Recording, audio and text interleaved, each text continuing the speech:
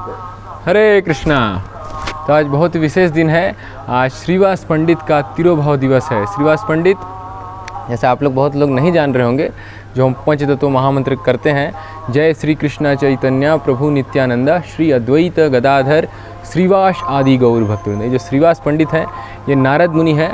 नारद मुनि का मतलब उनका नाम ही स्पष्ट करता है, नारदा मीन्स जो नारायण को हमको देते हैं, नारदा नारायण देने वाले नारद मुनि। उसी तरह से श्रीवास पंडित भी हमको भगवान श्री चैतन्य महाप्रभु देते हैं। नारद मुनि हम सब जानते हैं अखंड ब्रह्मचारी, कभी भी उन्होंने विवाह नहीं किया। और श्रीवास पंडित लेकिन क्योंकि कलयुग में आए तो हमारी स्थिति जानते थे, हमको भक्ति सिखाने के लिए देखेंगे उन्होंने गृहस्थ आश्रम को स्वीकार किया। और श्रीवास पंडित चैतन्य महाप्रभु के बचपन में जैसे एक चाचा का रोल ऐसा प्ले करते थे। जैसे हम देखेंगे कि हम कुछ पापा का बात नहीं मानते, कभी बहुत ज़िद्दी होते हैं, तो हमारे चाचा हमको नियंत्रण में करते हैं। उसी तरह से जब निमाई पंडित जगन्नाथ मिश्रा उनके जो पिता का बात नहीं मानने लगते थे, तो जगन्नाथ मिश्रा उनको श्रीवास पंडित से बात मनवाते थे। तो ऐसा उनका घनिष्ठ प्रेम था। और जब बड़े हुए थे, चैतन्य महाप्रभु बने थे, तो बोलते उनका श्रीवास आंगन में नृत्य करते थे जब चैतन्य महाप्रभु। तो एक दिन श्रीवास पंडित के पुत्र का मृत्यु हो गया था।